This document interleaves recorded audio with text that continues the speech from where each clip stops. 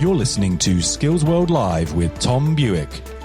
News, views and interviews in association with FE News. Coming up now is a hashtag Stand Up for Skills segment with a slight twist. Rather than hand over the mic to that seasoned campaigner Kirstie Donnelly MBE, as I'd normally do at this time, I'm going to instead continue as presenter, interviewing both Kirstie and another seasoned campaigner who remarkably just keeps on getting the Prime Minister to announce really positive things about apprenticeships and FE. I'm referring, of course, to that one-man Ministry of Skills campaigns, the MP for Harlow and Chair of the House of Commons Education Select Committee, Robert Halfon. Robert, Kirstie, welcome to you both.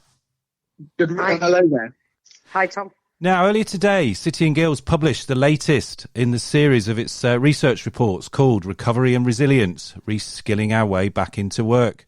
Kirstie, both you and Robert have written forwards to this really fascinating report. In a nutshell, tell us what your 23-page document, Recovery and Resilience, is saying.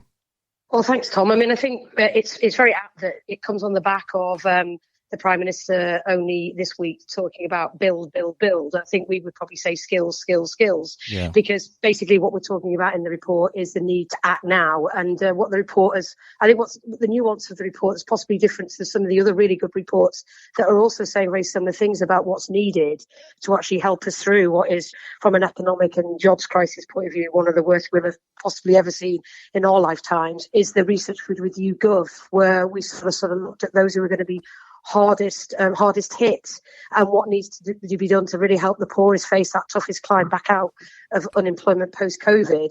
So, I mean, in many respects, the calls to action are largely around let's redirect the funding that's already available.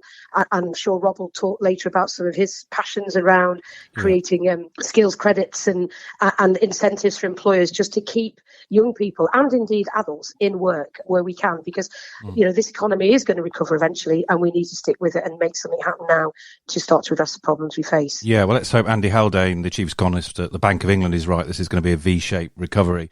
Robert, in your foreword to the report, you said that FE is too often a neglected part of the system and that it was frequently seen as being for other people's children. A reference, I think, to something Boris Johnson's post-16 advisor, Alison Wolfe, once wrote in her book. Do you really think we're on the cusp here of something big for FE and the skills sector? Well, I hope so, because too often further education has been called the Cinderella sector. And I always like to respond to this by saying it's worth reminding ourselves that Cinderella actually became a member of the royal family. And what we need to do is banish the two ugly sisters of underfunding and snobbery. And I think it could be potentially exciting. The Prime Minister did his speech this week at an FE college in Dudley. He'd been talking about the work apprenticeships and skills. The government we've got an education secretary who went to an FE college. We've got a skills minister, Gillian Keegan, who is, I think, the only MP, I'm very jealous of her actually, the only MP to have done a degree apprenticeship in the House of Commons. So we are talking about apprenticeship skills now in a way that perhaps we haven't done for quite a few years. So obviously, the proof is in the pudding, but the fact that reports like the one that City and Guilds have done, you know, the Rolls-Royce of training providers, a long-established blue-chip charity, that's come out. Other reports are coming out, as Kirstie said. There is a mood out there to make this happen, and let's see what comes of it in terms of government policy. As you say, I mean, definitely the music has changed, although you'll know this, Robert, it's not the first time a Conservative Prime Minister has given a speech at an FE college trailing a sort of major investment in FE. Theresa May did something similar with the Auger report before that got off the tracks and reported. And I think, you know, obviously those in the sector are still waiting, aren't they, for the outcome of that? I mean, do you see that as the game in town now, or has COVID and all the other things that have happened in the last year perhaps mean that we've got to, as it sort of says in this report, build on what works now? COVID has overshadowed everything, and it's highlighted our existing huge skills deficit, but also the loss in terms, and the report highlights this, of people on low incomes, the apprentice redundancies, the fall in starts, the apprenticeship starts, particularly for younger apprentices. It's nothing short of disastrous. And that's why the Prime Minister, who says, well, we're going to have an opportunity guarantee for all young people, whether it's going to skills or learning or an apprenticeship. It's got to mean something, and the report helps flesh out the policy to make it happen. Yeah, and Tom, if I may just sort of come on the back of that, I mean, I think Rob's absolutely right. And, I think the reality is, I mean, there was an article that you may have seen in The Guardian this morning regarding the HE's minister's view of what HE needs to do. And I think that probably is a telling sign that although August feels like it got kicked a little bit into the long grass, I don't think it's gone away.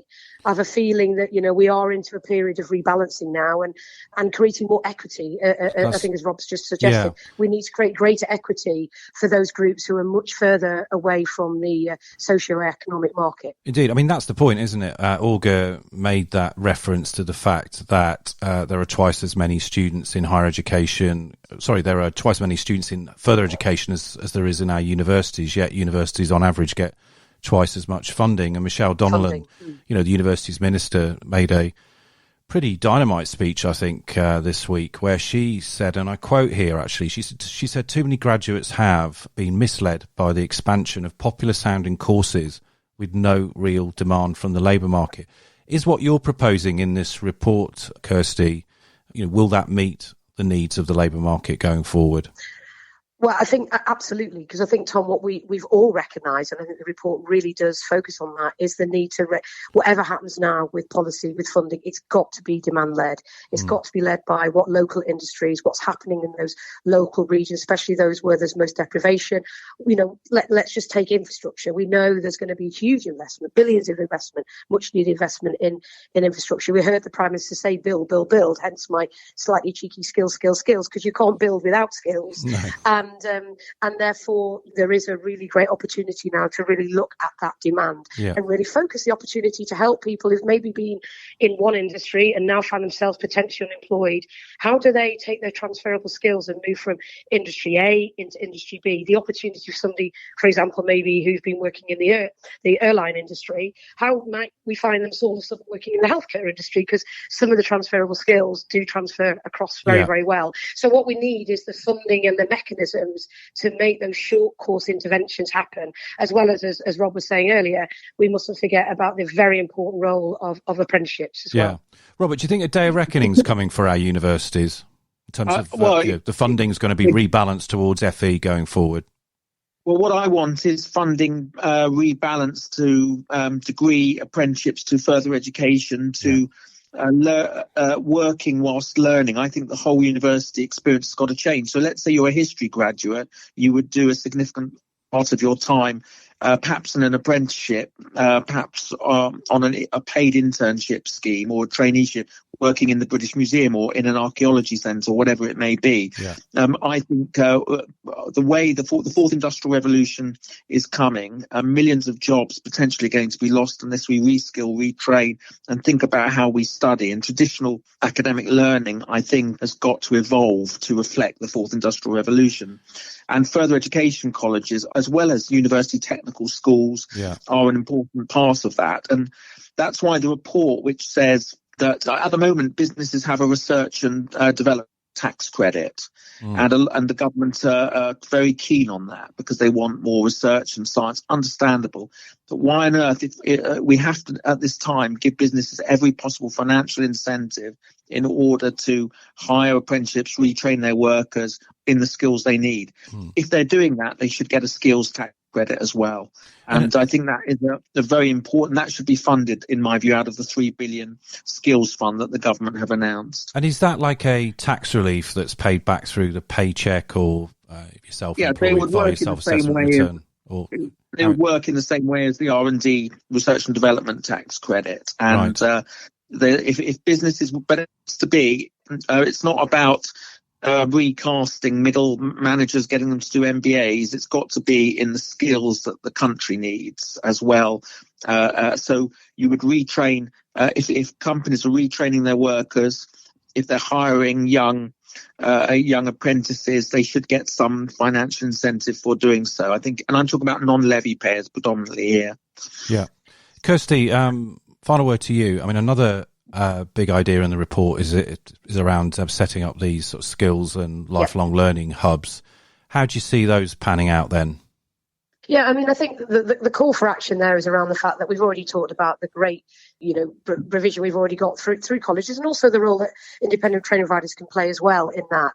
But I do think we do need, as Rob was just saying, a different model. I mean, we mustn't forget the impact that digital has had, throughout COVID. We have TIP now, and therefore we mustn't lose that opportunity to rethink how learning, how assessment, how even jobs support and getting into jobs can be delivered digitally. So the whole idea of the lifelong learning employment and training hubs is to provide places that link out to existing provision. It's not just about creating brand new provision, but also to provide a digital space where people can get the support they need, where they can find out in that demand-led system I was talking about earlier, where are the local jobs, where are the vacancies that are available this week, and what is the short course intervention that I might need in order to get me into that vacancy.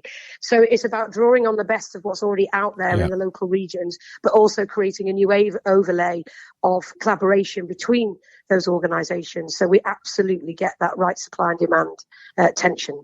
Okay, sounds great. Kirstie Donnelly, Chief Executive of the City and Guilds Group, and Robert Halfon, MP, Thanks, Tom. Chair of the Education Select Committee. Great stuff as ever. Thanks for coming on the show this evening.